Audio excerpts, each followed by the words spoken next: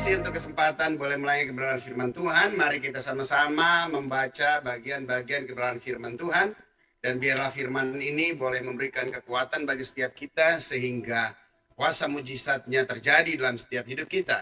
Terambil dari Markus pasal 5, kita mulai dari ayat 21. Markus pasal 5, kita mulai dari ayat 21. Demikianlah kebenaran firman Tuhan. Sesudah Yesus menyeberang lagi dengan perahu, orang banyak berbondong-bondong datang lalu mengerumuni dia, sedang ia berada di tepi danau. Hal ini berbicara tentang perjalanan Yesus pada waktu dia ada di dalam dunia, masih dalam wujud manusia. Dan dia selalu menyeberang dari bibir pantai yang satu ke bibir pantai yang lain. Dan aktivitas dia selalu mempunyai tujuan. Nah sekarang Yesus itu sudah di dalam dimensi rohani yang tidak dibatasi oleh keterbatasan fisiknya sebagai manusia. Tapi saat sekarang ini Yesus dia kembali dalam kuasa adikodratinya yang tidak terbatas, sehingga dia juga senantiasa mempunyai tujuan di dalam setiap kehidupan kita pribadi lepas pribadi. Tujuannya apa? Alkitab berkata mata dan hati Tuhan senantiasa tertuju kepada setiap pribadi lepas pribadi yang mau datang mengharapkan pertolongan kepada dia serta mempercayai dia dengan segenap hatinya. Ayat 22 di situ dikatakan, datanglah seorang kepala rumah ibadat yang bernama Yairus, ketika ia melihat Yesus tersungkurlah ia di depan kakinya. Mata dan hati Tuhan senantiasa menjelajah seluruh bumi, mencari orang yang mau berharap kepada dia dengan syarat yang paling utama sehingga dia mau hadir. Di situ berbicara tentang kerendahan hati, tersungkur di depan kaki Yesus, merendahkan hati, merendahkan diri di hadapan Tuhan. Karena kita tahu Tuhan itu Tuhan yang maha hadir di dalam setiap kehidupan kita pada saat sekarang ini. Pada waktu ada kerendahan hati, pada waktu Anda merendahkan diri Anda di hadapan Tuhan, yakin dan percaya Anda akan menerima lawatan dan jamahan Tuhan. Selanjutnya apa? Ayat 23, dan memohon dengan sangat. Anakku perempuan sedang sakit hampir mati, datanglah kiranya letakkanlah tanganmu atasnya supaya ia selamat dan tetap hidup. Setelah kita merendahkan hati kita kepada Tuhan, merendahkan diri kita kepada Tuhan, kita jadikan dia satu-satunya fokus pertolongan kita. Jadikan dia satu-satunya sumber pengharapan kita. Tidak ada lagi yang bisa kita andalkan, tidak ada lagi satu pun yang bisa kita harapkan selain hanya Dialah. Karena di situ dikatakan memohon dengan sangat. Haleluya. Amin.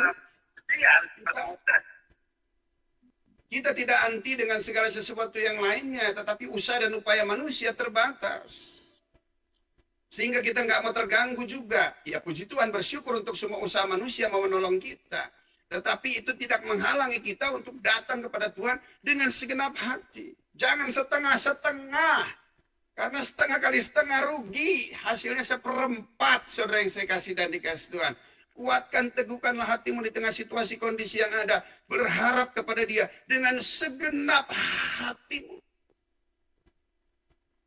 Embel-embel sebagai kepala rumah ibadat dihalaukan dari Yairus. Dia tidak menganggap jabatannya, posisinya, kondisinya, pandangan manusia terhadap dia. Dia nggak anggap, dia merendahkan diri serta fokus dengan segenap hati. Hanya berharap, memohon kepada Tuhan. Dan kita lihat apa yang terjadi. Ayat 24, lalu pergilah Yesus dengan orang itu. Orang banyak berbondong-bondong mengikuti dia dan bersaksikan dengan dia. Coba lihat tuh. Akhirnya apa? Kerendahan hati. Merendahkan diri di hadapan Tuhan. Jadikan dia satu-satunya pengharapan kita, sumber pertolongan kita. Maka itu menggerakkan Yesus datang ke tempat di mana permasalahan ada. Maka itulah syarat utama. Menghadirkan Tuhan di dalam setiap kehidupan saudara dan saya. Nah di tengah kondisi keadaan yang seperti itu, Yesus bukan cuma hanya concern kepada Yairus. Tapi ada satu pribadi yang lain. Yang Tuhan tahu bahwa dia memerlukan pertolongan. Siapa dia? Di situ ayat 25. Adalah di situ seorang perempuan yang sudah 12 tahun lamanya menderita pendarahan.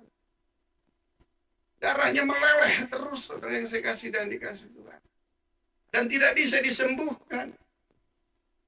Di situ dikatakan dia telah berupaya dan berusaha untuk mencari berbagai-bagai tabib, untuk mencari pengobatan-pengobatan, sehingga telah dihabiskannya semua yang ada padanya. Namun lihat upaya dan usaha manusia bukan mendatangkan kebaikan kepadanya, tetapi justru sebaliknya, keadaannya semakin memburuk. Saudara yang saya kasih dan dikasih, jika Tuhan ingin berperkara dengan engkau melalui kuasanya, rencananya nggak pernah gagal. Amin. Jika Tuhan ingin berperkara dengan engkau, melakukan pertolongannya dengan kuasa yang supranatural, Tuhan nggak pernah gagal. Dia sudah hadir di situ, dan dia berjalan di tempat itu. Dan coba kita lihat, di tengah kondisi keadaan yang seperti itu, apa yang terjadi? Ayat 27, perempuan itu sudah mendengar berita-berita tentang Yesus. Hari-hari ini penuhi media sosial, saudara, dengan firman. Berhentilah nampang-nampangin foto, makan di mana, foto di sini, foto di situ, berhenti.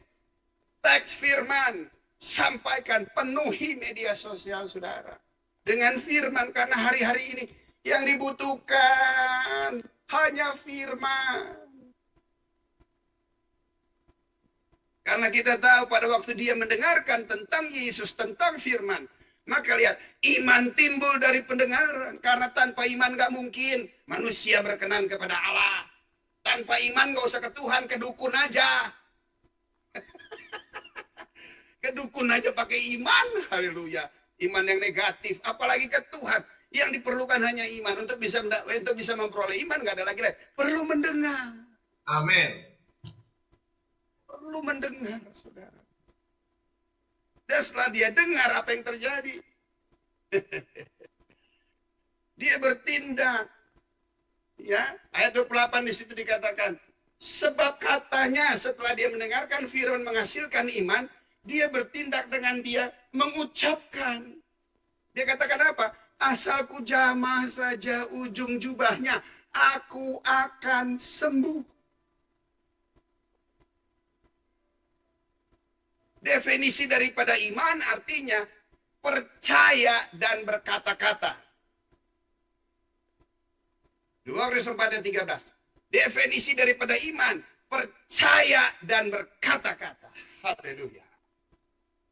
Kita percaya kepada Yesus dan kita memperkatakan agar kuasanya bekerja di dalam hidup kita. Amin. Amin. Believing is speaking. Percaya dan berkata-kata. Sebab kita semua memiliki roh iman yang sama.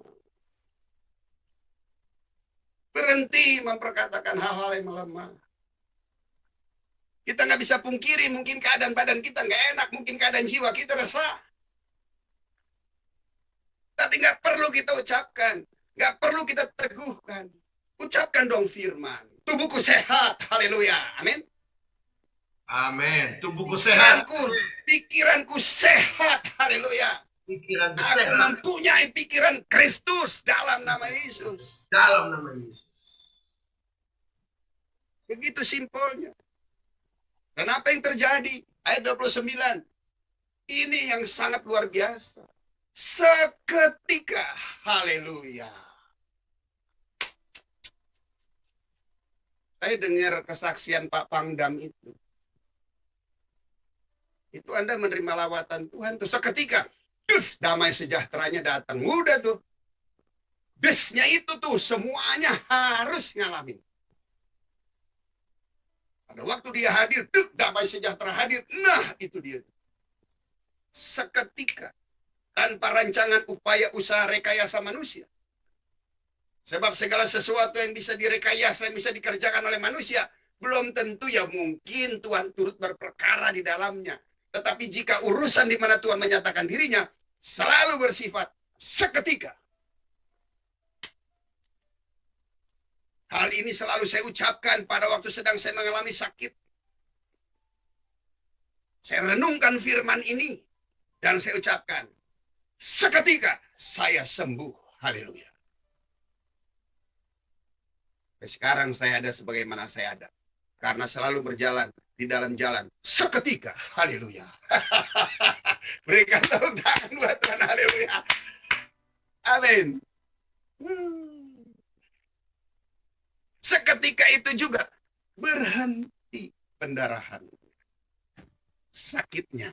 Dan dia merasa badannya sudah sembuh dari penyakitnya. Haleluya. Pada ketika itu juga Yesus mengetahui ada tenaga yang keluar dari dirinya. Lalu ia berpaling di tengah orang banyak dan bertanya, siapa yang menjamah jubahku? Wah. Ternyata mendengar, beriman, mengucapkan, memperkatakan, dan menyentuh dia dengan iman. Lihat, ada kuasa yang keluar dari jubahnya. Amin. Saya berdoa dalam nama Yesus. Jubah pengurapan kesembuhan dicurahkan atas setiap gereja Tuhan. Jubah pengurapan kesembuhan mengalir dari tempat yang maha tinggi bagi setiap sesiapa saja yang menyentuh dengan iman. Mujizat pasti terjadi. Selanjutnya, saudara yang saya kasih dan dikasih Tuhan,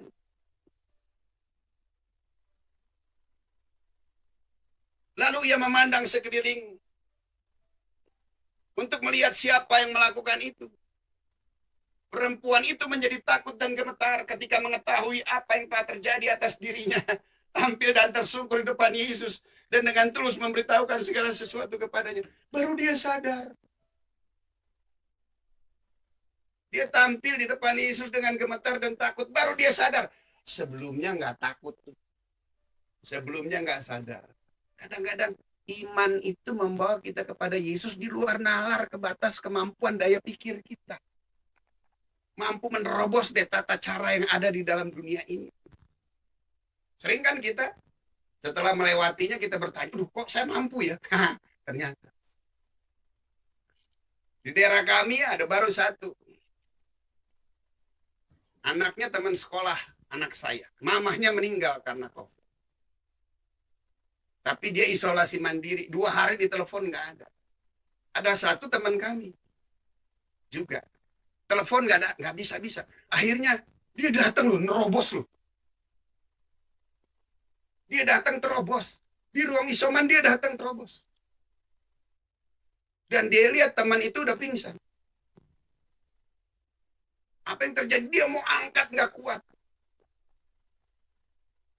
Akhirnya dia telepon. Ambulan nggak bisa. Pemadam kebakaran yang ditelepon. Setelah itu diangkat. Dievakuasi ke rumah sakit. Meninggal. Nangis semua di sini. Bukan yang meninggalnya yang saya ceritain. Kalau meninggal dia udah aman sama Tuhan. Tapi lihat. Terobosan dari ibu itu tuh. Dia mengabaikan. Dia mengabaikan keselamatannya. Walaupun dengan protokol kesehatan. Habis pulang itu, kejadian itu, suaminya ngomel sama dia. Bahkan nggak boleh pulang, suruh swab dulu. Tapi saya bilang, kekuatan itu bukan dari pikiran dan kemampuannya. Kekuatan itu adalah kekuatan iman yang Tuhan berikan kepada dia. Sehingga lihat, dia sanggup mampu, nggak takut, nggak mikir, nyelonong aja tuh.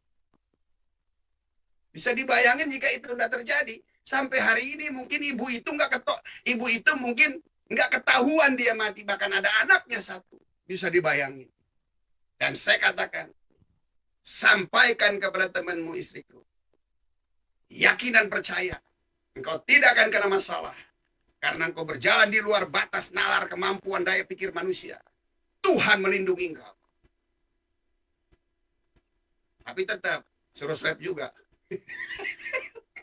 Sehingga hasilnya nanti kita bisa lihat. Saya yakin dan percaya. Ada kekuatan kuasa supranatural yang menggiring, mendorong setiap orang yang beriman dan percaya kepada Yesus. Haleluya. Amin. Ayat 34, maka katanya kepada perempuan itu, hai anakku, imanmu telah menyelamatkan kau, pergilah dengan selamat dan sembuhlah dari penyakit. Ada sebuah pemulihan. Yang tadinya bukan anak, sekarang jadi anak. Waduh, namanya anak pasti dibela. Siapa anak Tuhan di tempat ini? Berikan tepuk tangan buat Yesus Tuhan. Haleluya. Amin. Di dalam Yesus hubungan kita dipulihkan. Hubungan kita begitu dekat antara Bapa dengan anak. Selanjutnya dikatakan dasarnya, imanmu telah menyelamatkan engkau. Dia sanggup mampu memberikan jauh lebih banyak dari apa yang kita pikirkan. Manusia hanya berpikir minta sembuh, sembuh, sembuh, sembuh. Apa artinya sembuh? Tapi Anda tidak memperoleh anugerah dan keselamatan serta memperoleh hidup yang kekal. Anak-anak Tuhan, don't worry, be happy. Kita nanti hanya mengalami kematian sekali. Kita nggak akan lagi mengalami kematian yang kedua kali.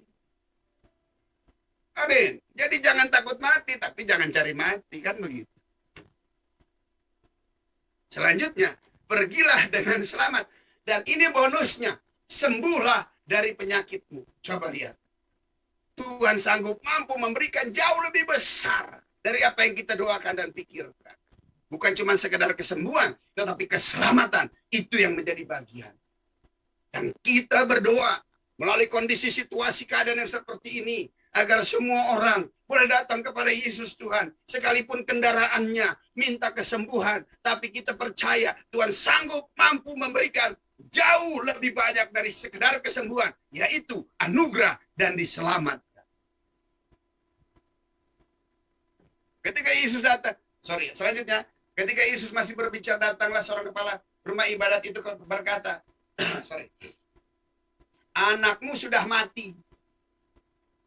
Apa perlunya lagi engkau menyusah-nyusahkan guru? Tetapi Yesus tidak menghiraukan perkataan mereka dan berkata kepada kepala rumah ibadat itu. Apa katanya? Jangan takut. Percaya saja.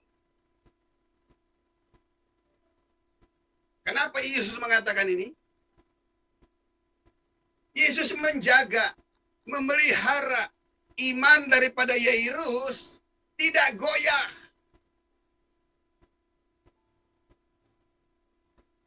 Yesus menjaga agar Yairus tetap terjaga firman-Nya dengan memperdengarkan perkataannya, mengcounter perkataan-perkataan yang sesungguhnya nyata yang dari dunia.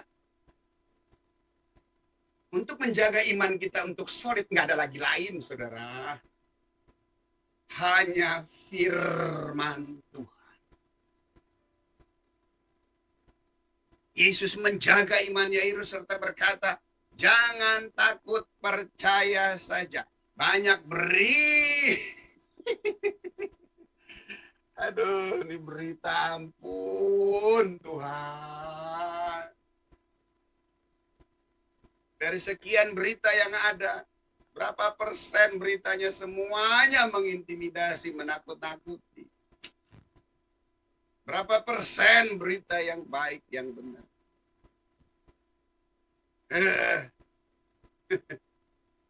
Kalau pers, perkataan pers, nggak ada lu nggak rame, katanya gitu. Hayu, di tengah berita yang ada, kita harus tetap kuat mendengarkan firman Tuhan, agar iman kita terus terjaga dan terpelihara. Selanjutnya, lalu Yesus tidak memperbolehkan seorang pengikut serta kecuali Petrus, Yakobus, dan Yohanes, saudara Yakobus.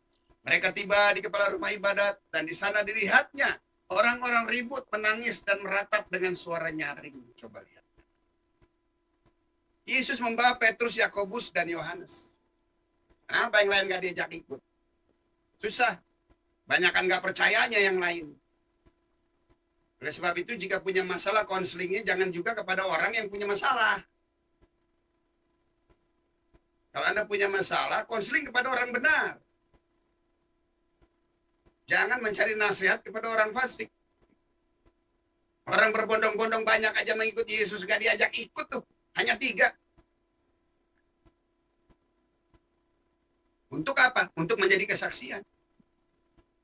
Setelah tiba di rumah di sana, dia lihat apa?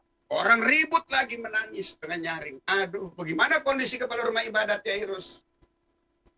Tadi di perjalanan dia mendengar, nggak usah nyusahin guru.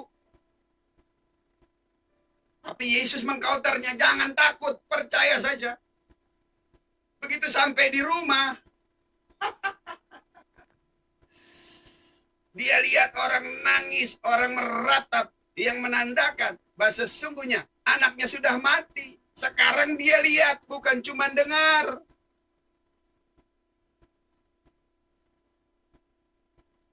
Lihat kepedulian Tuhan atas kuasa mujizatnya yang tidak akan pernah gagal.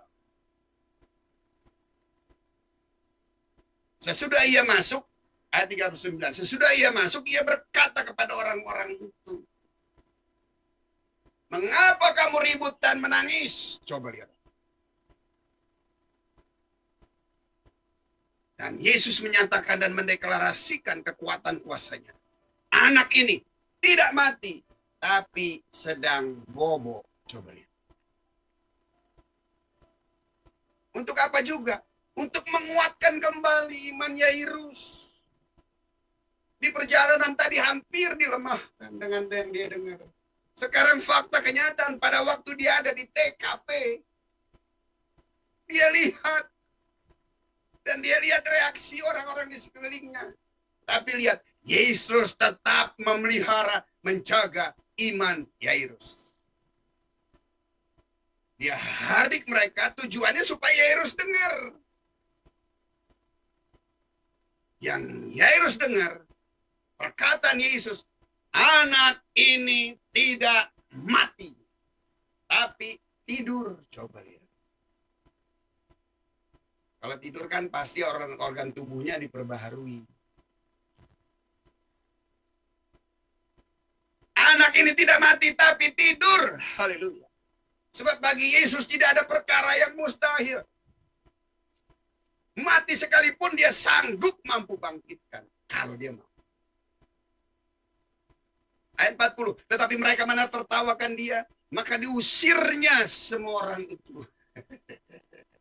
Rame-ramein aja kamu negatif thinking, diusir semuanya. Boleh bilang mas sebelahnya. Ntar diusir Tuhan kamu kalau punya pikiran negatif. Lalu dibawanya ayah dan ibu anak itu. Dan mereka bersama-sama dengan dia masuk ke kamar anak itu. Yang lainnya diusir. Yang diajak cuman orang yang menaruh pengharapan secara penuh kepada dia. Papa dan mamanya bersama dengan ketiga muridnya. Setelah iman mereka dikuatkan, mereka mempunyai iman yang solid serta mempercayai atas setiap perkataan yang Yesus ucapkan. Dan mereka masuk ke kamar dan melihat kondisi yang ada. Ayat 41 di situ dikatakan, lalu, haleluya, dipegangnya tangan anak itu. Firman-Nya, talitakum, yang berarti, hai anak. Kalau Bapak beriman, maka warisan iman itu juga turun ke anak. Langsung dia bilang, hai anak. Aku berkata kepadamu, haleluya. Bangunlah, berikan tepuk tangan buat Tuhan, haleluya. Apa yang terjadi? Ayat 42.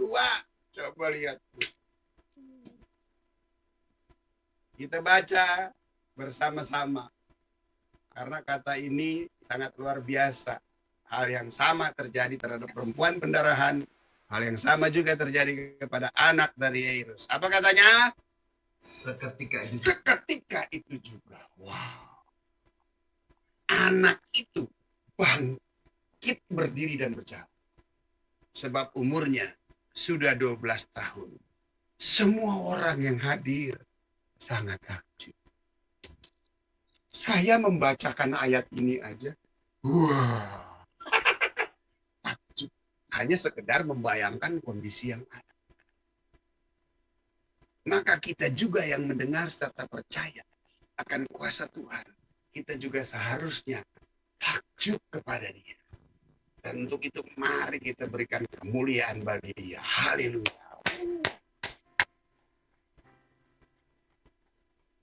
Yesus berkata, akulah kebangkitan dan hidup. Bagi Tuhan tidak ada perkara yang mustahil. Tetap percaya, mata Tuhan sedang menjelajah seluruh bumi. Mata Tuhan sedang menjelajah seluruh balik papan.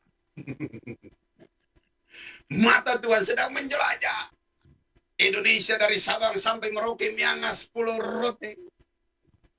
Bagi setiap orang yang merendahkan diri dan hatinya, serta menaruh pengharapan sepenuh-penuhnya hanya kepada Dia. Dan Dia tahu siapa pribadi itu. Dan dengar baik, Dia datang untuk pribadi itu. Dan pribadi itu adalah Anda yang mendengarkan firman ini. Dan selanjutnya, Dia tahu juga kepada siapa Dia datang. Pada satu pribadi yang mengalami sakit menderita yang sangat amat dalam, yang tidak bisa disembuhkan. Dan untuk itulah Dia datang kepada perempuan. Dan perempuan itu mendengar, menghasilkan iman, dan dia bertindak, mengucapkannya. Dan dia menjamah jubah pengurapan kesembuhan Yesus Tuhan. Dan ada kuasa yang mengalir. Selanjutnya, pada waktu dia sampai di rumah tempat kejadian peristiwa, anak itu memang betul sudah mati, walaupun sebelumnya keadaan, kondisi, situasi yang jahat seringkali ingin melemahkan iman daripada Yairus. Tapi Yesus menjaga. Jangan takut, percaya saja. Kekuatan kuasa firman itu harusnya jauh lebih kuat dari segala sesuatu yang kita dengar. Dan selanjutnya begitu sampai di tempat kejadian, dia melihat kondisi yang ada. Mungkin dia hilang pengharapan. Tapi kembali Yesus menguatkan.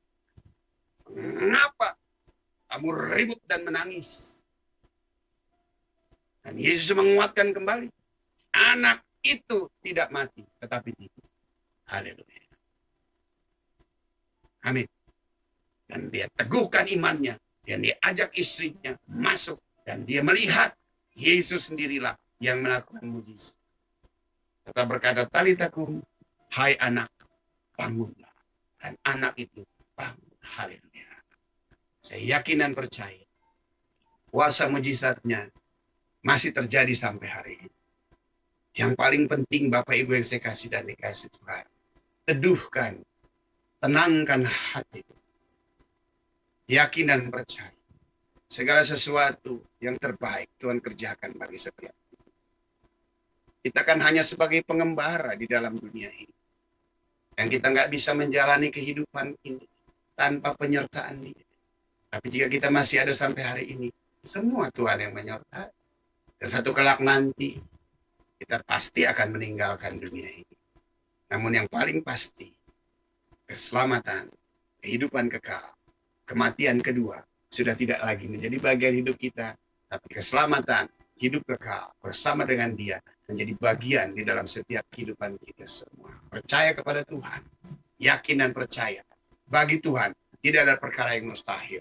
Di dalam nama Yesus. Haleluya. Amin.